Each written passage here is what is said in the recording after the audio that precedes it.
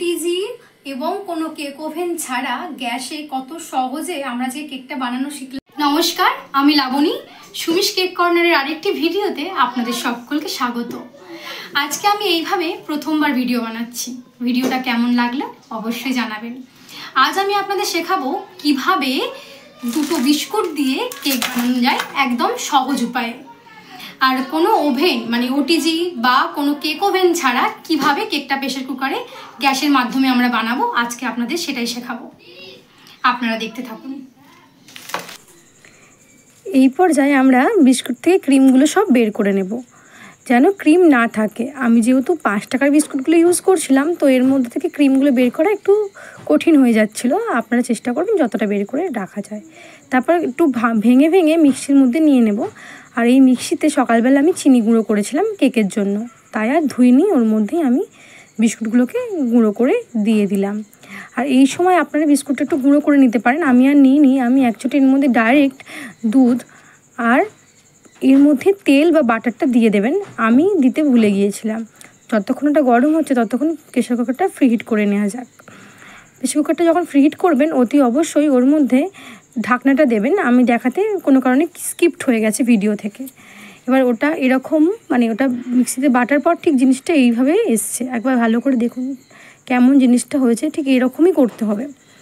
আর এখানে আমি একটু কোকো পাউডার ইউজ করছি। আপনারা যদি চান করতে পারেন, বা কোকো পাউডারের বদলে ভ্যানিলা এসেন্সও ইউজ করতে পারেন। কারণ আমি একটু চকলেটি ব্যাপারটা বেশি ভালোবাসি, তাই কোকো পাউডার ইউজ করলাম। আর সবার ঘরে ভ্যানিলা এসেন্স থাকবে না, তাই কোকো পাউডারটা ইউজ করতে পারেন। এটা অপশনাল, নাও করতে পারেন। আর অতি অবশ্যই তেলটা কিন্তু ওই মিক্সিতে দিয়ে দেবেন, তাতে আপনাদের থিকনেসটা বুঝতে সুবিধা হবে। আমি ভুলে গিয়েছিলাম দিতে, তাই জন্য আমি শেষে দেখিয়ে দিয়েছি। আমি শেষে তেলটা ইউজ করেছিলাম, তেল বা বাটার।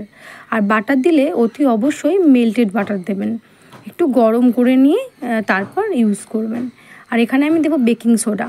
বেকিং সোডার পরিমাণটা আমি দেখিয়ে দিলাম, একদম 1 চিমটি টাইপের দিতে হবে।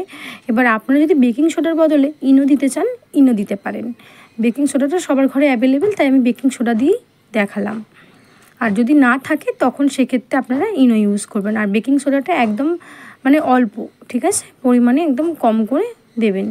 দেওয়ার পর ভালো করে আরও ভালো করে মিক্স করে নেবেন। মিক্স করে নিয়ে এইভাবে একটা সিলেবারের বাটির মধ্যে আমি বসাবো। এটা যেহেতু আমি প্রেসার কুকারে জল দিয়ে বসাবো, তাই সিলেবারের বাটিটা ইউজ করাই আমার মনে হয় বেটার।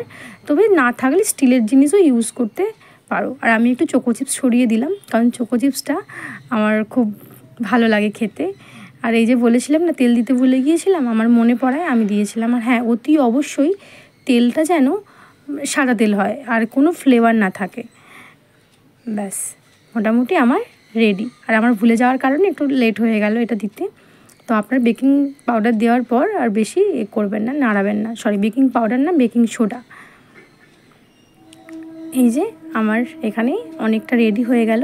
এবার আমি এটা 40 মিনিটের জন্য বেক করব, কিন্তু আমার 40 মিনিট টাইম লাগেনি, আমার 30 মিনিটেই হয়ে গিয়েছিল। কারণ কেকের পরিমাণটা কম ছিল। আমি ভেবেছিলাম 40 মিনিট লাগবে, কিন্তু 40 মিনিট লাগেনি, 30 মিনিটের মধ্যেই মোটামুটি হয়ে গিয়েছিল। আর কত সুন্দর হয়েছে জাস্ট দেখুন একবার, একটুকু লাগেনি, খুব ইজিলিভাবে হয়ে গেছে। আমি এর আগে একবার খুলে দেখেছিলাম মানে হয়েছে কি না, দেখলাম ঠিকঠাকই হয়েছে। এবার আমি এটাকে নিয়ে এসে কিছুক্ষণ ঠান্ডা করব। ঠান্ডা করার পরই কিন্তু বের করব, নাহলে কিন্তু জিনিসটা ভেঙে যাবে।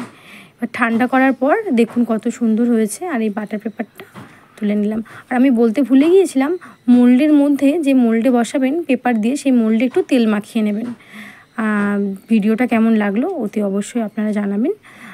যদি ভালো লাগে নেক্সট আমি আবার চেষ্টা করব এরকম ভিডিও নিয়ে আসার। এটা আমার ফার্স্ট ভিডিও ছিল এইভাবে, তাই একটু সময় সাপেক্ষ ব্যাপারটা হয়ে গেছে। চেষ্টা করব এর মধ্যে কম করে ভিডিওগুলো বানানোর। আর কত সুন্দর, কত দারুণ এইটা রেডি হয়েছে। একদম পুরো সফট হয়েছিল, স্পঞ্জি হয়েছিল। দেখছো কতটা হয়েছে পরিমাণে, আর ভীষণ ভালো হয়েছে।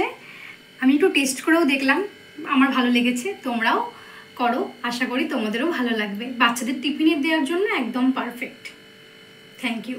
দেখা হবে আবার অন্য কোনো ভিডিওতে। ততক্ষণের জন্য সবাই ভালো থাকবেন, সুস্থ থাকবে, সাবধানে থাকবে। আর আমার ভিডিওটা একটু লাইক করে শেয়ার করে দেবে। Thank you.